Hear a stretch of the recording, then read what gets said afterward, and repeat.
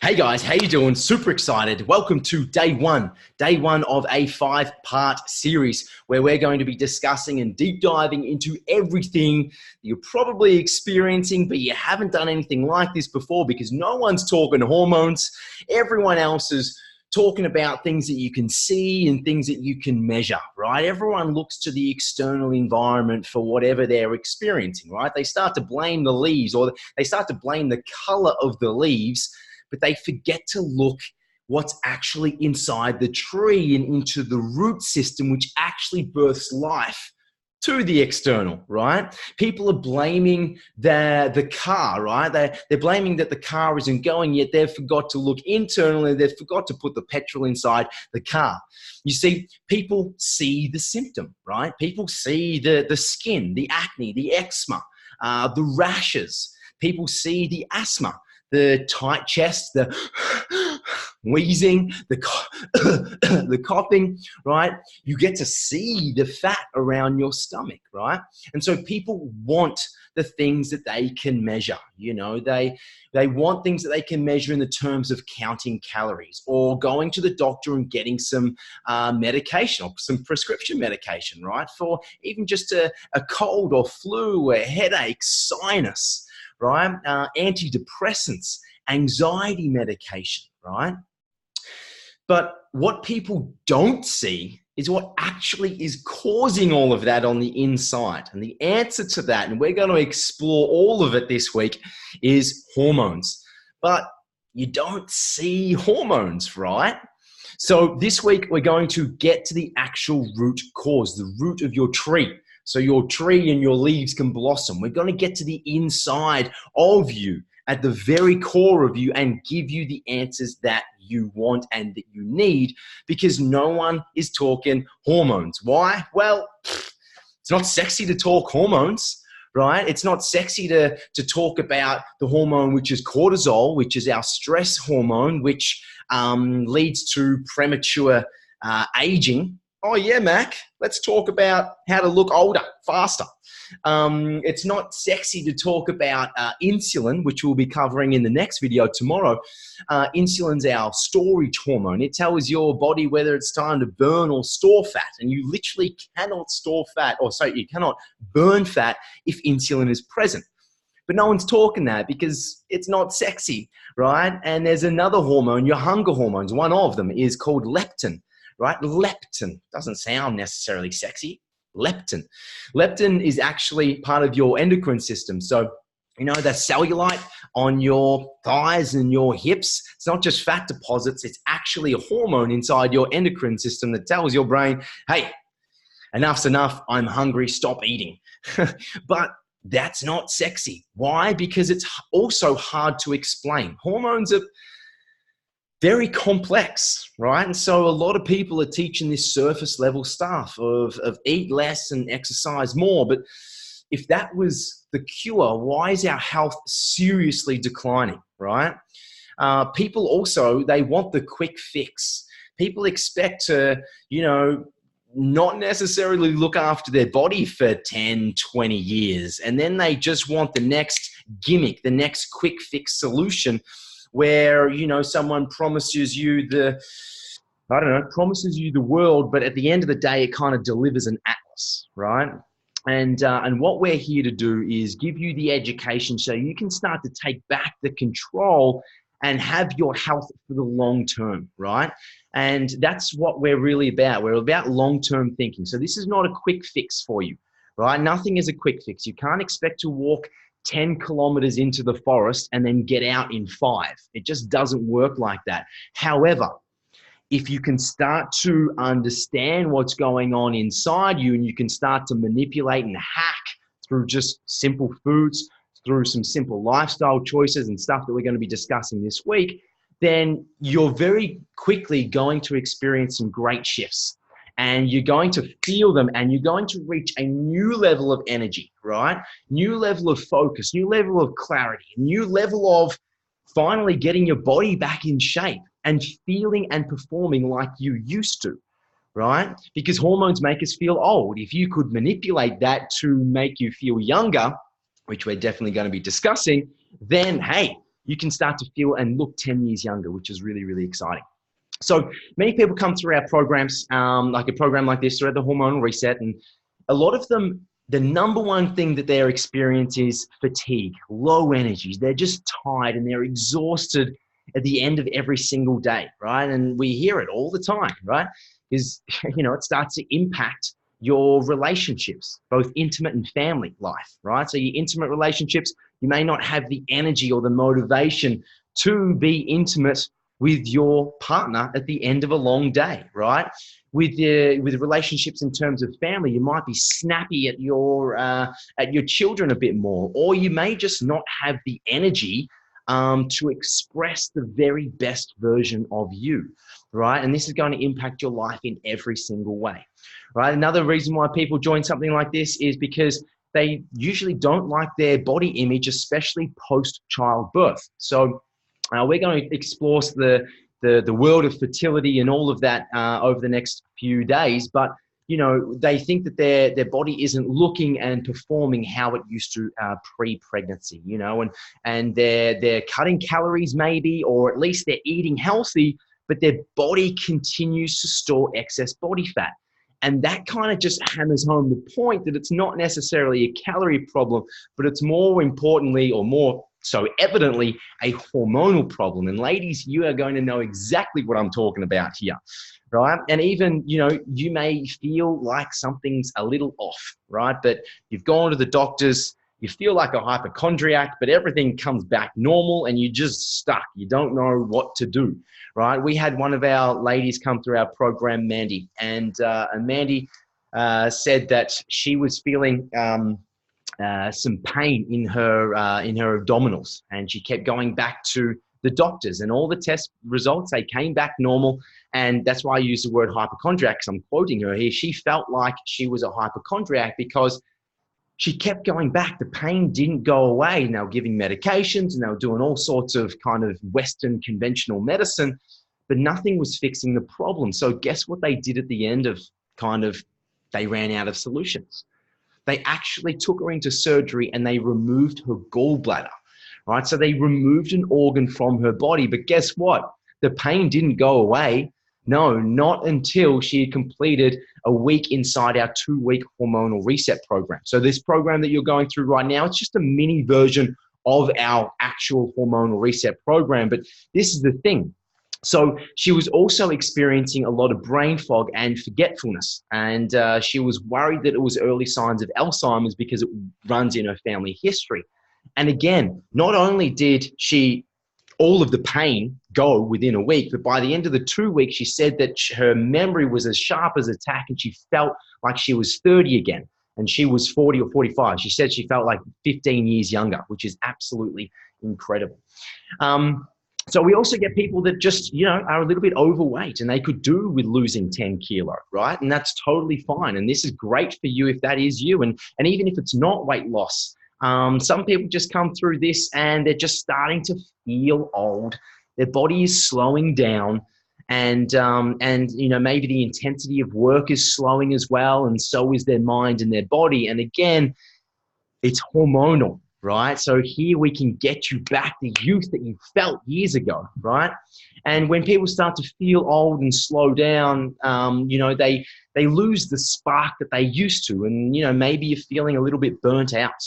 Right. And if maybe you're not old, maybe you're not pushing menopause, or wherever you are in your stage of life, maybe you're young and you're absolutely going or trying to go full throttle, yet you've hit a plateau, maybe in the gym, maybe somewhere else in your life. And, counting calories has worked for you to get you to this point, but you're stuck and you just can't shift the last 5 kilos, or you can't shift the weight that you're trying to get in the gym or set some new PBs, because you can follow a blanket rule, right? Calories work for some people. It works. It's going to be great to get an average score, right? It can certainly help you lose weight and fast, but you're going to understand that when we cut calories, it triggers a hormone response that actually triggers more hunger.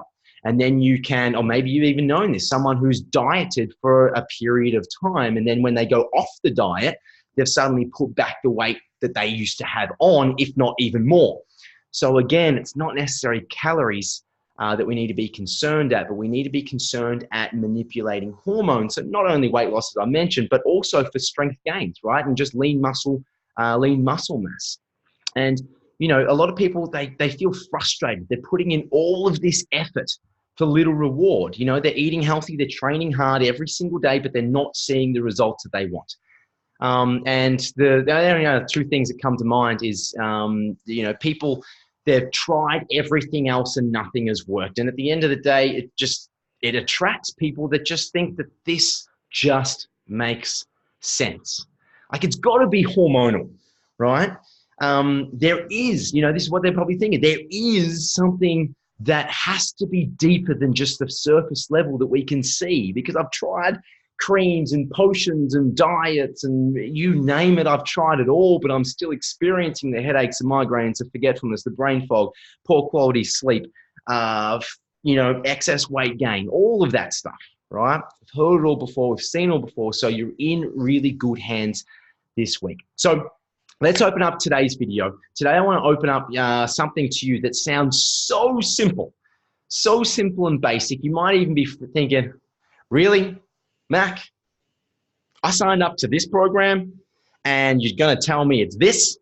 Well, I'm just going to say, hang in there, right? Because I mentioned before that you do get to see the symptom. I want to start to change your way of thinking this week, okay? So yes, it's simple on the surface level, but actually, is that on the surface level? Because you get to see the surface level. Well, it's actually very simple on the hormonal level. That's what I'm going to teach you, I suppose. So, you know, you get to see, or the hormone that we're going to talk about today is, let's just go to surface level, right? And then we'll work our way down. Good idea, Mac. Let's do that. So you get to see the stomach fat, right? Who has stomach fat that they would like to get rid of, right? You see and experience the food cravings. Who has food cravings here? Yeah, especially carbohydrates. I don't know about you, but you give me thick cut sliced toast, right? But some people just, you know, look at a potato and they turn into a potato, right? Some people can't stop themselves when they come home from work, yeah, and they just have this binge eating session and they start to feel regret, right? I'm sure we've all been there. I know I certainly have. Mood swings. Who here can be a moody son of a bitch, right? And temperamental at times. Well, this hormone all relates to these things. Also, poor quality sleep, right? Could you do with better quality sleep? Do you wake up feeling rested and ready to attack the day every day? Because this hormone that I'm going to be talking about today really impacts sleep, right? And so when we're talking about healing our body and getting to the root cause and actually when we repair, okay, so when we lose weight, when we repair our cognitive function, when we want to look younger, what we need to do is, we know sleep is absolutely crucial for that, right? That's when we recover from the stress that's been put on us throughout the day, and the sleep actually helps you to remove all of the toxins, the heavy metals, and everything that gets built up, that you breathe in, that you eat, that you drink, that just your environment provides, that if you don't sleep, later on in life, that stuff just gets stuck to your brain, and bang, there's cognitive decline pretty rapidly. Alzheimer's, dementia, Parkinson's, right? And so this hormone that I'm going to be talking today affects two parts of your sleep. Maybe you're someone who can fall asleep really easy, right? Your head hits a pillow, boom, lights out. But maybe at 2, 3, 4 o'clock in the morning, you know, you wake up and maybe you're a little bit sweaty, clammy, or maybe you just wake up and you just can't go back to sleep. Or there's the other category as well, where it just takes you ages to fall asleep. But once you're asleep, you are asleep, but then it takes you hours to wake up in the day, or after, you know, once you wake up in the morning, right?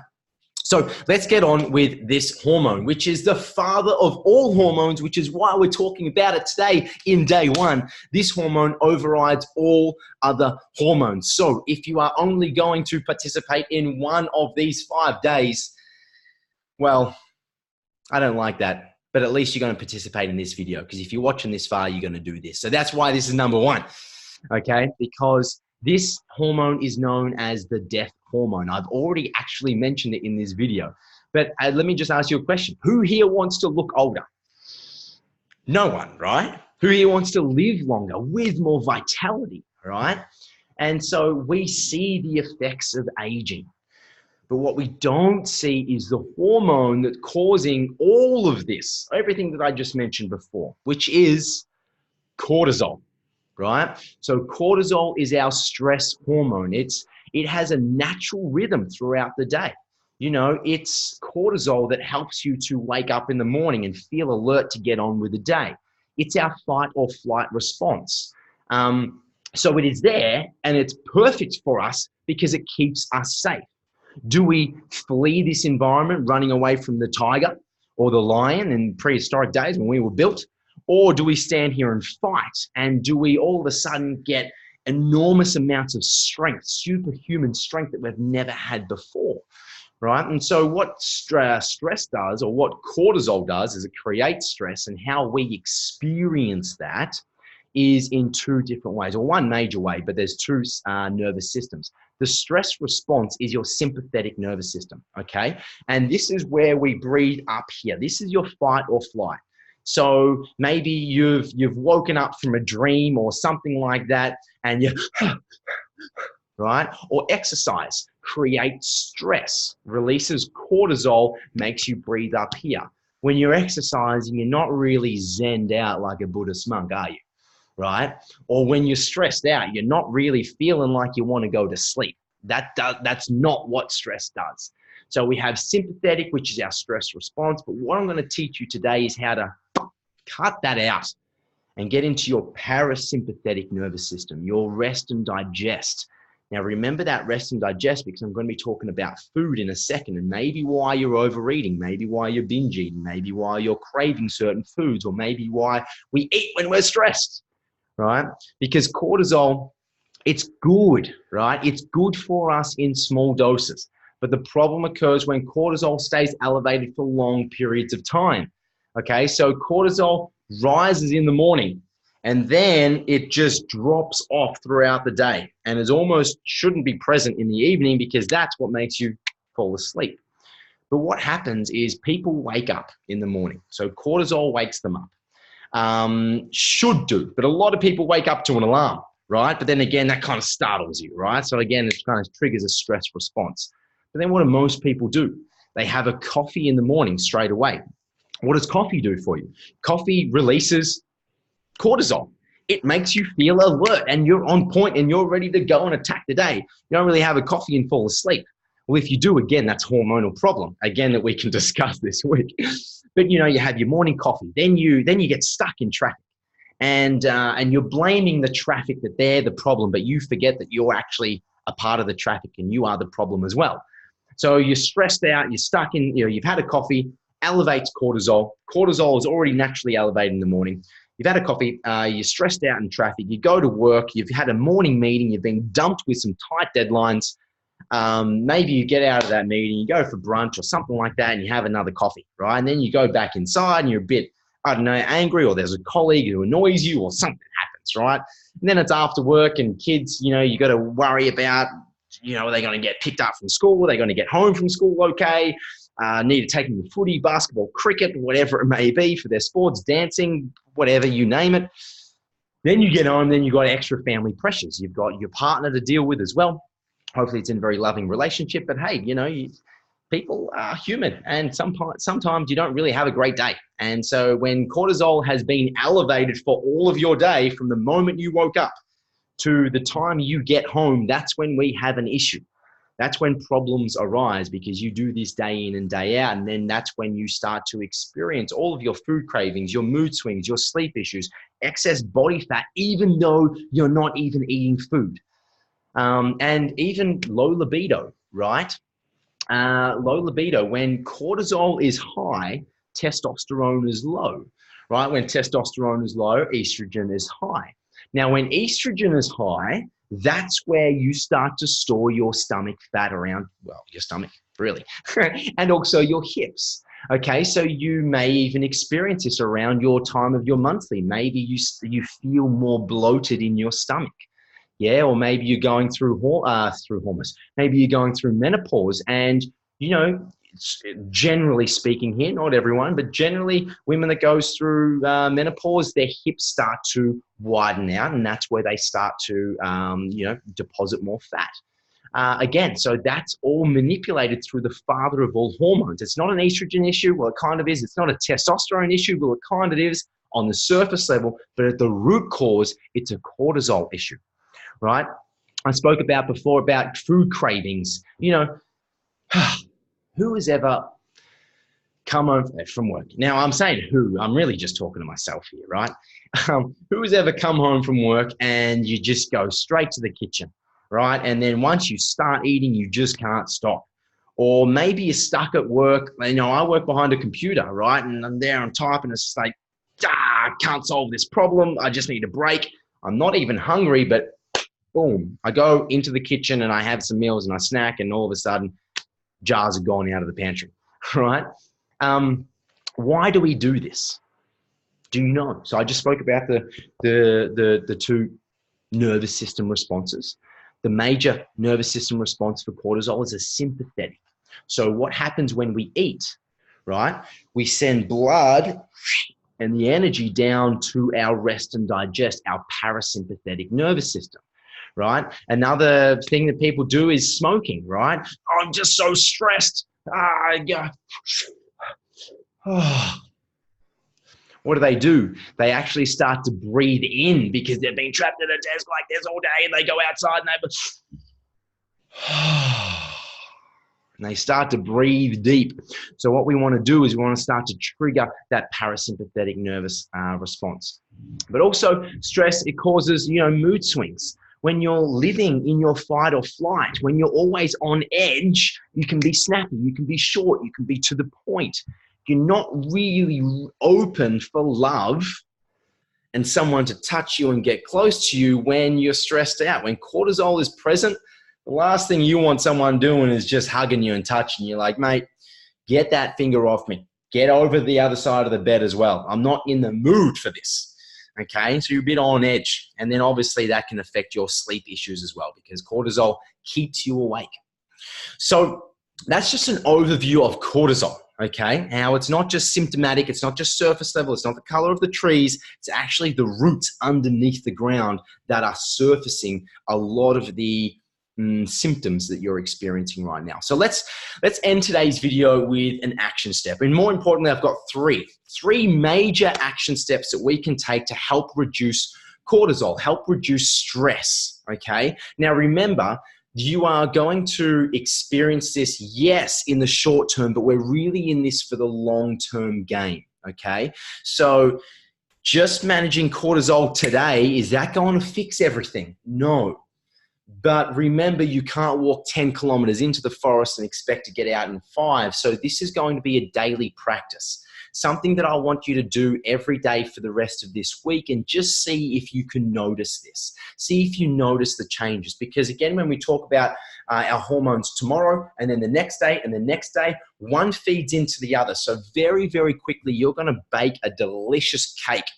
Because if you just do one, if you just have the flour and egg and water, there's not really much. But then you start to whisk it, and you can add in some chocolate and all of that stuff. And by the end of the week, you're going to be sprinkling some cherries and whatever it is on top, and you're going to have a delicious recipe for you to really take back the control. So yes, on a day-to-day level, these might sound simple, these might sound basic, but they're going to have a massive impact on your life. Now, we obviously have the full hormonal reset. That is all diet-based, okay? Diet and lifestyle-based. Now, we don't necessarily give away the recipe book and everything like that in this week because it's such a short amount of time, and this is an intro event. So we will be talking foods throughout this week. And when you sign up, or when you join in, or if you want to continue in the hormonal reset program, the actual 2-week program, we can give you a full recipe that will take control, or take care of controlling cortisol for you through foods. You just need to simply follow the recipe. But before you do that, I want to get you, the wheels in motion. So we've already mentioned about breath work, okay? Signaling your body that, hey, I'm not stressed, and signaling to your body that, hey, it's time to relax, okay? So there was a Japanese study done that showed just 6 deep breaths right down into your diaphragm, right down into your belly, can help, or not can help, that showed that triggers or switches the sympathetic nervous system, your fight or flight response, into your rest and digest, your parasympathetic nervous system. So put your finger on your belly button right now as you're listening to this. You might be driving, you might be at home, you might be wherever, you might be in the kitchen listening, where you might just be sitting down, wherever you are. Put your finger on your belly button and just take a big, deep breath in with me.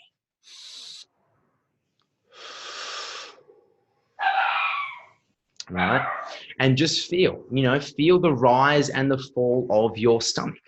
Okay, did you feel that you were breathing up here? Right, so what we want to do is we want to do 6 deep breaths of that. Now, this is fantastic before you enter a room, before you get out of your car and you go to work, before you go wake up your kids in the morning, before you even eat your meal.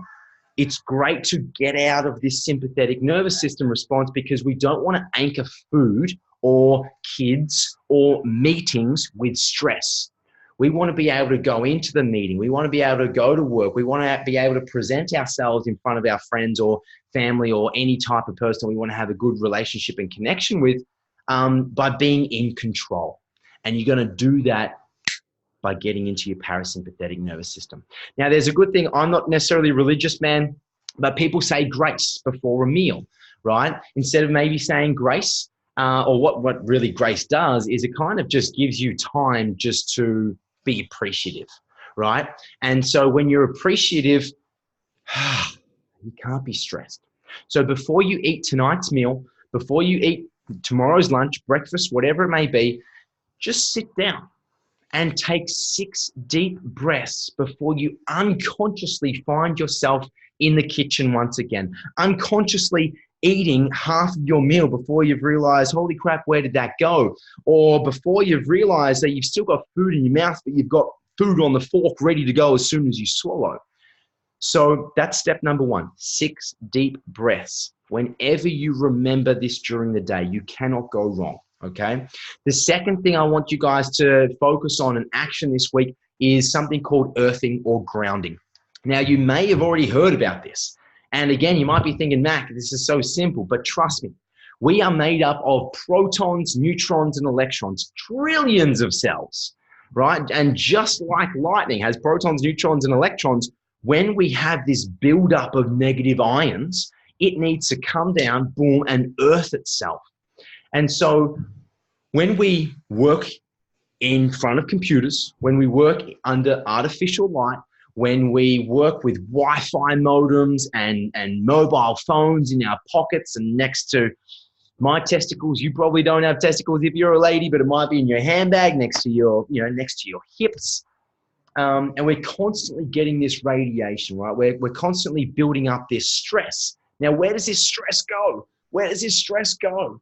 It doesn't go anywhere, right? Why do you relax? Like unconsciously, you're like this, but when I said breathe in, it's like, oh. Yeah. So we have this buildup of stress. Now, I want to ask yourself, when was the last time you actually touched earth? Because you might be working in a high-rise building, right? Further away from earth. You might travel nationally or internationally via a plane for work, right? You couldn't get further away from earth unless you're out of space. But what we do is we wake up.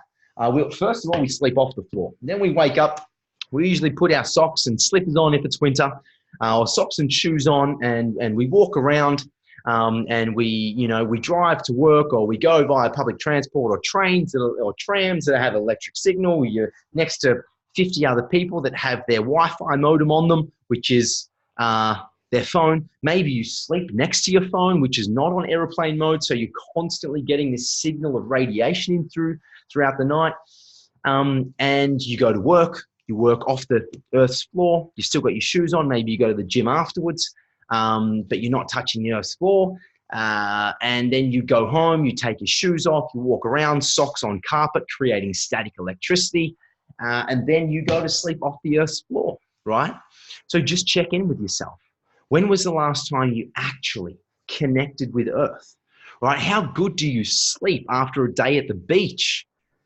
right? You could spend a couple of hours at the beach, you come home and you're zonked out on the couch, right? Why is that? Because earth or sand is one of the best places for us just to rid of our negative charges. And technically, we actually just fill up with positive charges and it removes the negative charges from us. But earthing is our second point of call. Now, they seem pretty basic, something that you can do that doesn't take too much effort. This third one for this week to do with cortisol. Some of you may not like me after I say these few words. Some of you probably are a little scared of doing this.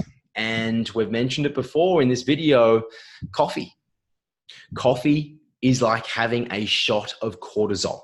So for this week, I don't want you to have coffee. Do your very best to reduce the amount of coffee. If you're going from 5 coffees a day, you're going to have some pretty heavy withdrawal symptoms, right? Maybe you go cold turkey, maybe you don't. That's totally up to you. I'm a bit of an all or nothing type of guy, but if you do go cold turkey after having 3 or 4 or 5 or however many coffees it is that you have per day, you may be experiencing or you may experience some withdrawal symptoms like headaches and sweats, the jitters. You might be snappy, right? I was traveling Vietnam last year, and the guy I was traveling with, I was talking to him about cortisol because he actually had no libido, and he was, going to purchase testosterone supplements. I was like, hey, dude, maybe it's not testosterone, maybe it's cortisol. We went through his diet and his lifestyle and his life plan, and he was having 4 or 5 coffees a day. And I just said to him, hey, man, before you go waste your money on supplements, before you try to fix a symptom, let's actually get to the root cause. He was like, but Mac, I'm not stressed. I meditate, I journal, I do all of this stuff. And I was like, okay, cool. Let's just remove coffee from you. So day 1, he went cold turkey. Day 1, and halfway through the day, we were inside the hotel room. I had a client call, and he was next to me on his bed. And this guy looked ill. He was ghostly white. He had like fever symptoms. He was sweaty and clammy, and he was underneath, like it's Vietnam, right? It's hot. He was underneath the blankets. He had the aircon cranking. He was out of the blankets. He had the aircon off. It was just not a great human being to be around, to be honest with you. And anyway, halfway through my call, he kind of just gets up and leaves. And I finished my call, and where is he? And he comes back, and he's like a totally different person, right? He's got his color back. He's no longer clammy. He's got a smile on his face, and he comes back to show me the proof. He'd had about that much out of his takeaway coffee, right? And he comes back and he goes, oh my God. I no longer have a crushing headache. I am no longer feeling ill in the stomach. I no longer have a fever, and it comes from having a few sips of coffee. So coffee is a drug. It's a stimulant. And I'm not saying coffee is bad because I have a coffee. I certainly do. I love my coffee, right? But it's really important to understand that we've got to manage, or we've got to help to reset cortisol. And if you want to help to do that in the fastest way possible, we need to give your adrenal glands and your cortisol level just a bit, or your receptors, I should say, some time to become more sensitive. So don't worry, you are allowed coffee in our hormonal reset, in our full hormonal reset program, because we really focus on foods there. But before you do that, I really want to get you back to a baseline as fast as possible. So breath work, 6 deep breaths. Whenever you think about it, certainly before you enter a meeting, or certainly before you have a meal, deep into your belly. Earthing, go outside, touch earth, spend 15 minutes, feet on the earth's floor, right? Do whatever you need to do. Go find a park, go find an ocean, do whatever you need to do, but go outside and touch earth. And go without coffee for this week. That wraps up today's video, guys. Thanks so much. Let's see you on tomorrow's call. Can't wait to speak to you then. Bye for now.